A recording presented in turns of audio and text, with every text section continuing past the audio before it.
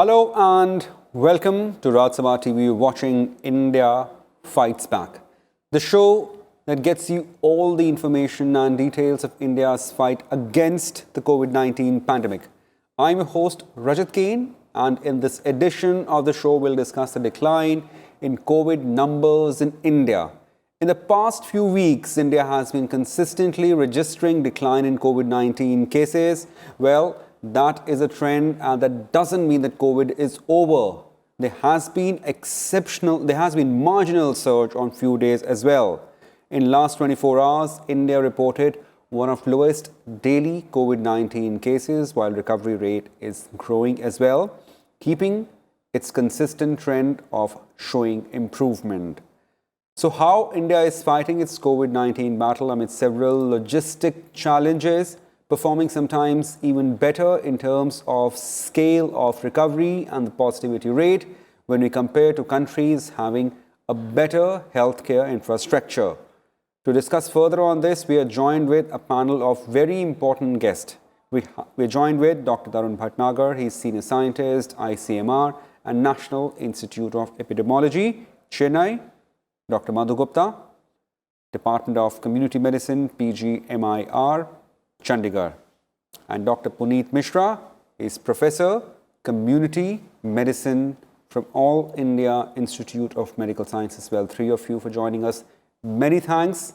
It's an important show, and each word spoken by these three experts is absolutely what our viewers would like to listen, considering how we fight and take a fight forward with COVID-19 pandemic, what all is required to be done. Let me start on the preliminary ground with Dr. Tarun Bhatnagar, Senior Scientist, ICMR. Sir, let me start with you. Very simple question. As we are seeing the trend of downward slide in terms of COVID-19 positivity rate, and simultaneously the recovery rate is also rising, what is that we can make out of it? Is the worst over, or are we in for more, as we say, wave 3, wave 2, or surges that we keep seeing periodically for COVID-19 positivity rate? Well, thank you, Rajat. Thanks for having me on the show. Many thanks, sir. Yeah, I think, it's heartening to see that curve going down compared to where we were, say, in mid-September. Right. Definitely, we are seeing that the reporting of cases has come down.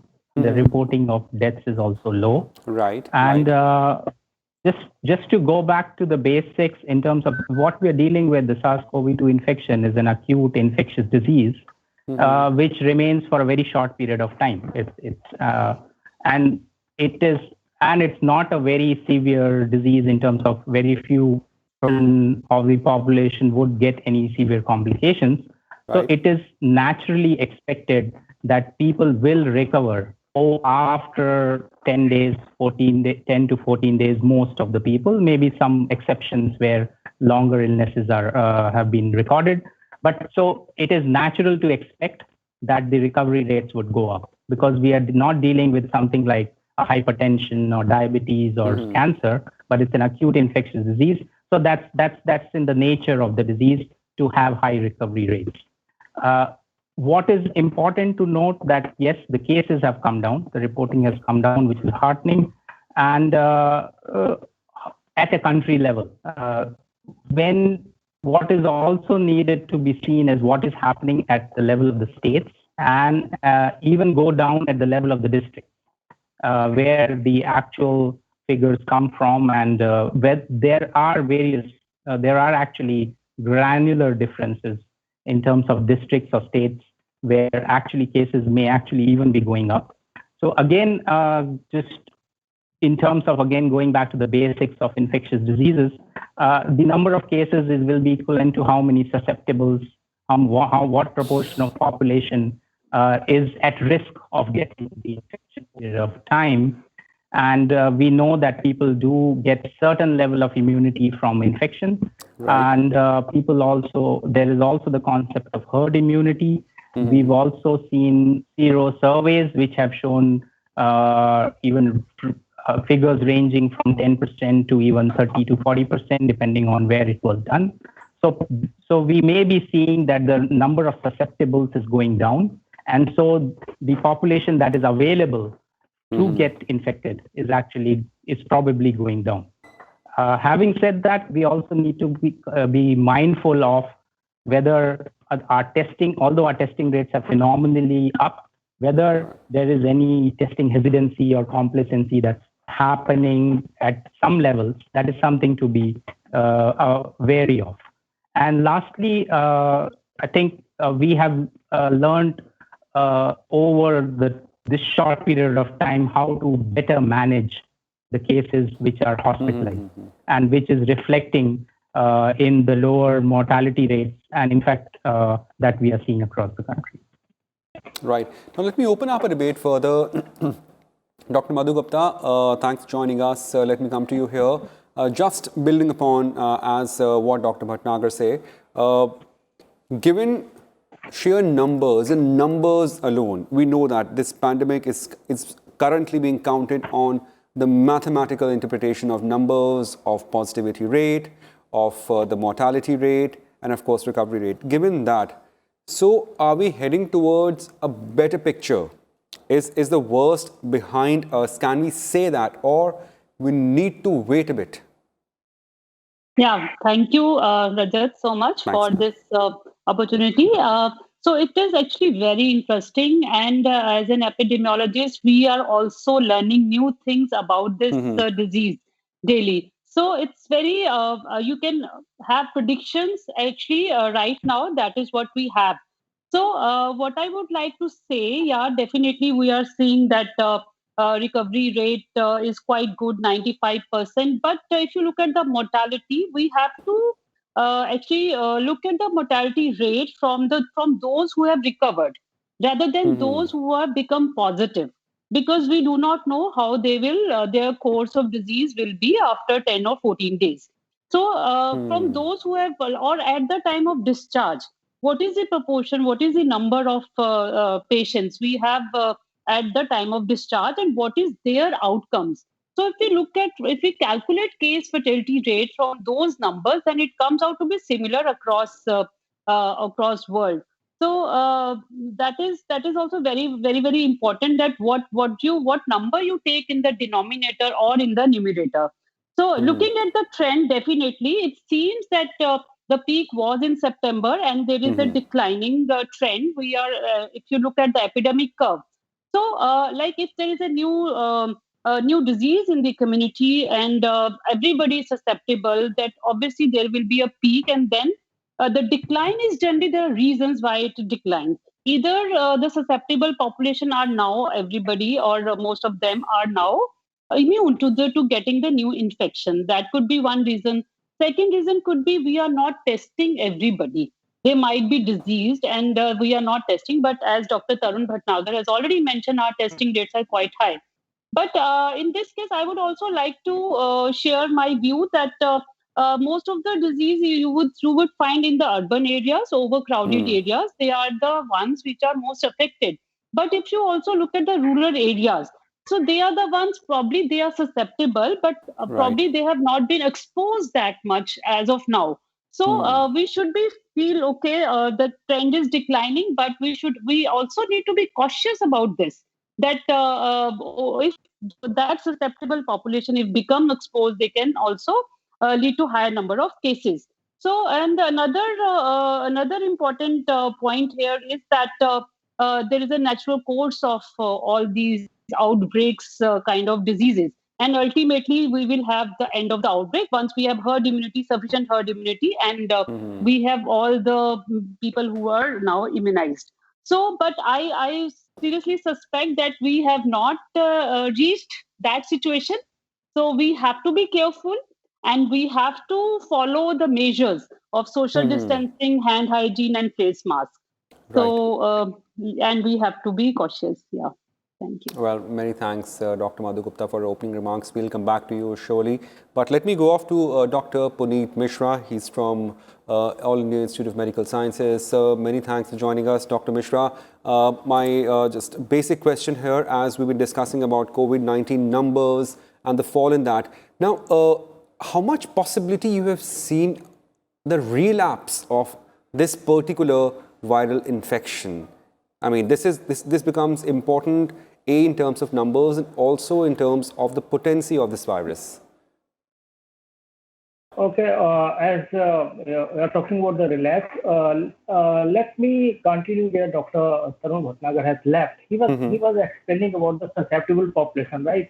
In infectious disease epidemiology, how the infectious disease they spread and they sustain in the society, it depends on 2 or 3 things. The one important thing is the number of people who are susceptible for the disease, right? And then the virulence and other factors. So what's happening, if you see currently when we are saying that the number of decreasing and now we are happy, and definitely it is a good news that the active cases, they are decreasing and the number of people who are coming positive, it is decreasing. That is good. But there are many things depend on other factors. Like if suppose in April or May, at that time we were not having that much number of tests available as we have right now. Right? Had we have done a number of tests which we are doing right now, the number of cases would be more at that time, because at that time susceptible population was quite high. Now there's a lot of population that got infected and they developed some kind of immunity.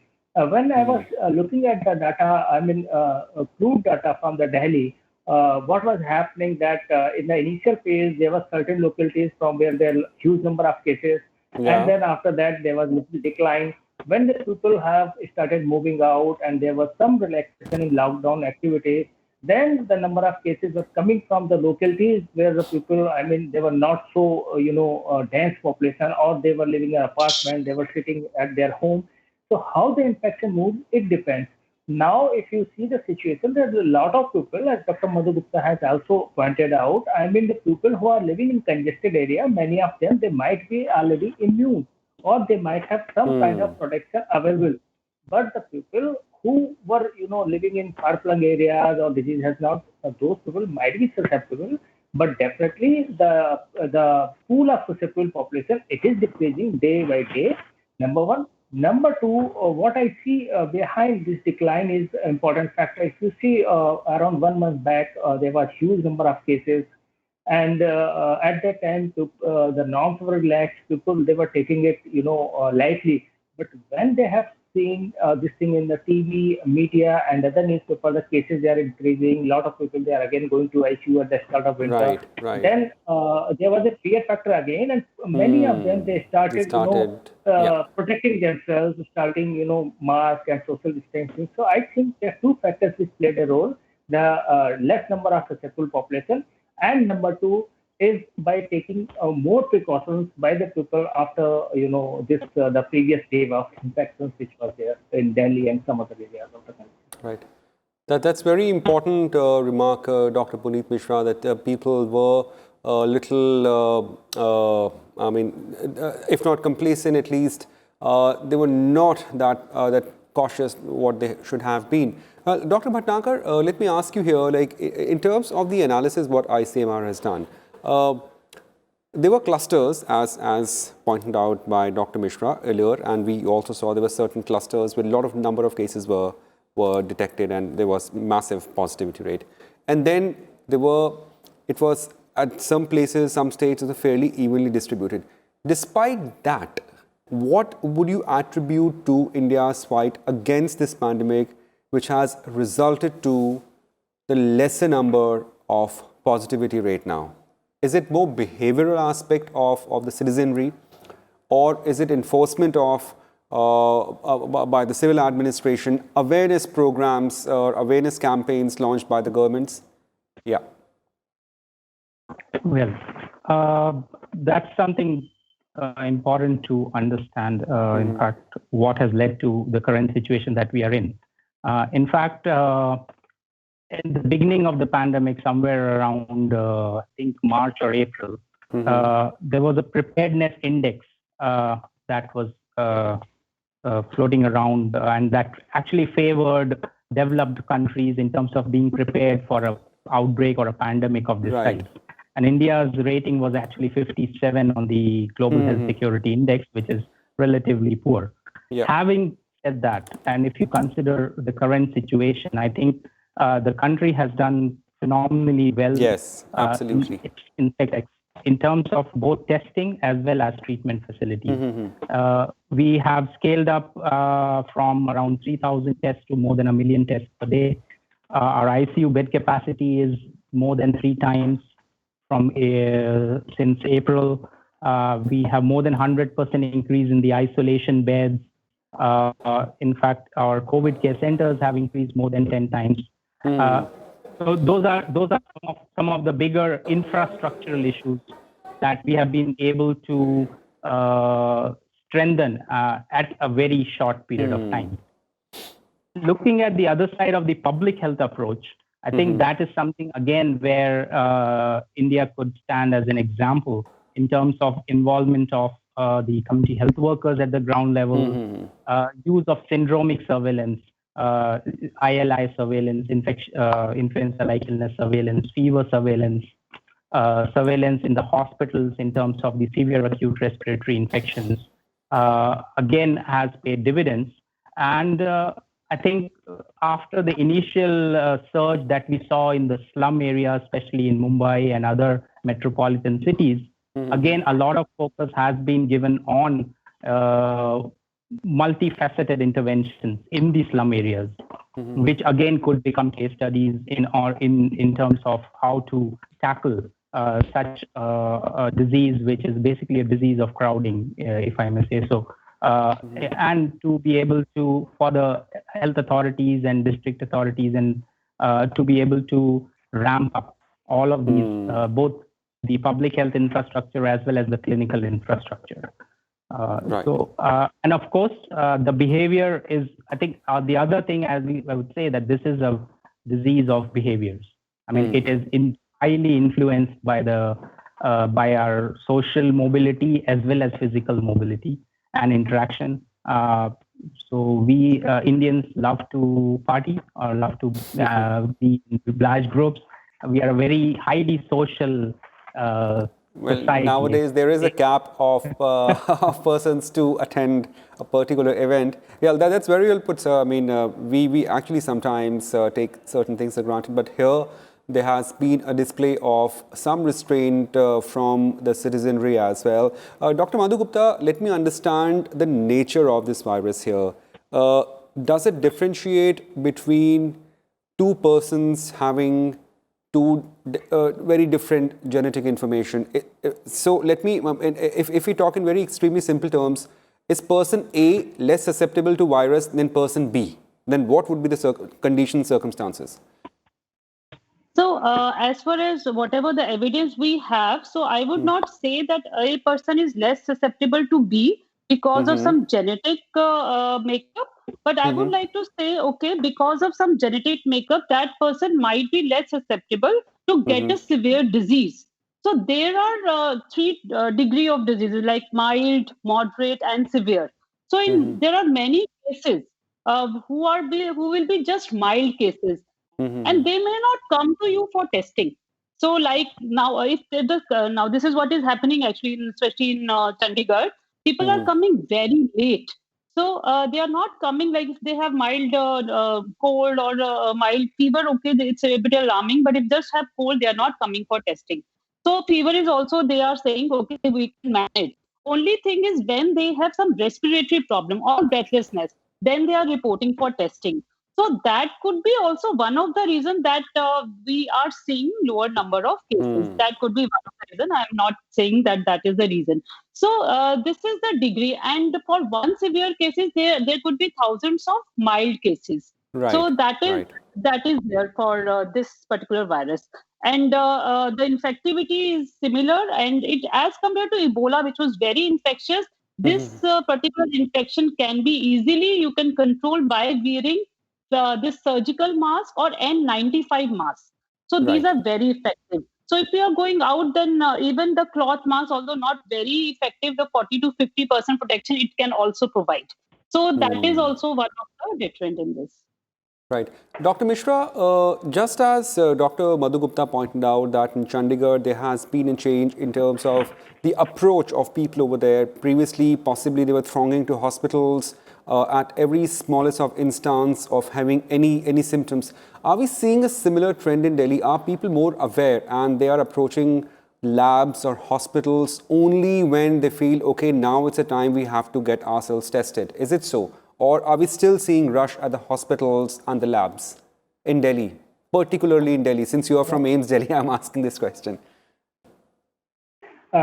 See, if you when this disease was, from since March, if you see when the cases started rising in India, there was a lot of unknowns about the disease. Even at that time, if even people they were just sneezing or they were having fever or anything. I mean, there was a lot of panic kind of thing. They were not aware. The facilities they were limited, so kind of panic kind of situation was there. I mean, where to go? But now, as the facility has been increased, and there's one very welcome step has been taken by ICMR in few months back when they allowed that anybody can go for the testing. You remember initially the testing was limited to certain group. I mean, either you have traveled internationally or you have has come in contact. So there were certain limitations. But few months back, ICMR has done a very taken a very good step that anybody who want to go for the testing, they can go and get tested. That reduce a kind of panic. And here, many people they feel yes, now they have that kind of authority or power. I mean, they can just walk in and can get tested. So I think it reduced fear in mind of people. But yes, people now they are more aware. Many people they know. I have met many people. They know. Okay, if they have symptoms, they have to watch themselves. They have to get tested. And even if there is a mild symptom, many people they are keeping the pulse oximeter with them. All the government is providing to many people. But I have come across many educated people who have purchased these pulse oximeters. They are self-monitoring. So kind of thing, it has reduced the panic. On the other hand, whenever they are feeling there is a need of getting tested, if they feel okay, they have come across a person who was positive or there's something which they think they could have been exposed, they are going to the testing center, they are getting tested. And in Delhi, the testing facility is very extensive. In most of the government dispensary, it is available. And the tests they are available now. Government is increasing RT-PCR test, but RT-PCR or the rapid antigen test, they are very frequently available in Delhi. So that kind of pressure and panic is not that much now in population. And people they feel yes they are in control, and many of them they feel mortality is low. The only thing is they have to keep a watch on their symptom and they have to reach the hospital when it is really required. So that kind of awareness is of course there, and I think that is helping people to to be careful rather than to be panicked. Right. Absolutely. Yeah. Very, very briefly, I'll be asking the same question to two other panelists as well, Dr. Mishra. Given the current situation, what will you term? Will you say the pandemic is under control, or will you say the pandemic is under decline?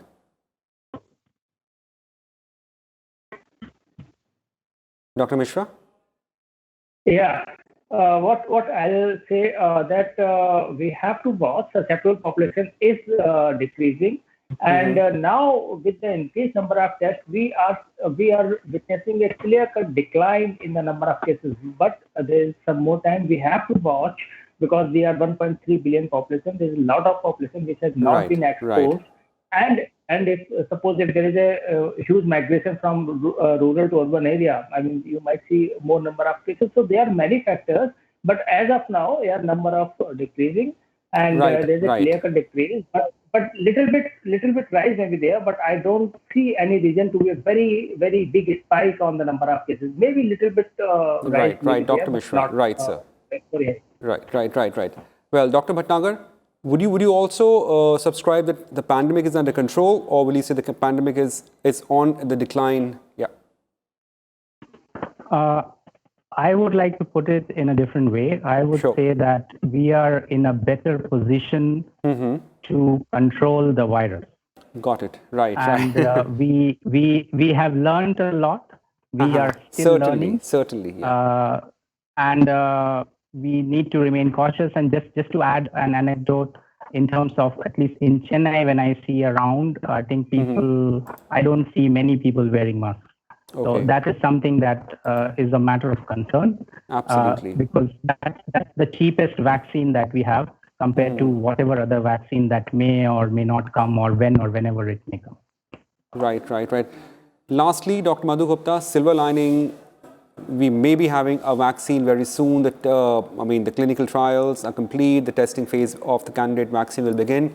But just in a phrase, what will you say? Have we learned enough to control the pandemic, or are we seeing the pandemic is on decline by itself? So definitely, I agree that we are still learning, and we have learned to control the pandemic. And like in Chandigarh, we have 1,000 rupees fine for not wearing masks in public places. So people are quite cautious, and they are wearing it. And if we have vaccine, we will be more empowered to actually deal with this situation, because vaccines also have a limited vaccine efficacy, and we need multifactorial approach to deal this pandemic. Right. Dr. Gupta, very well put, and very important thing that you said, that even vaccine has a limited efficacy. So clearly, it's still a fight in progress, but we really have to be cautious here. Thank you, Dr. Tarun Bhatnagar, Dr. Puneet Mishra, and Dr. Madhu Gupta for joining us and giving our viewers all the information what is required to find the pandemic. Well, before we leave, a small appeal by Rajya Sabha TV to all our viewers. Please stay safe and defeat coronavirus. Keep wearing masks. Keep washing hands. And maintain physical distancing 6 feet at least. Well, these are 3, or to say, very small things to help yourself in fighting this pandemic. Stay safe, stay at home, keep watching Rajya Sabha TV. Thanks for watching India Fights Back. Thank you.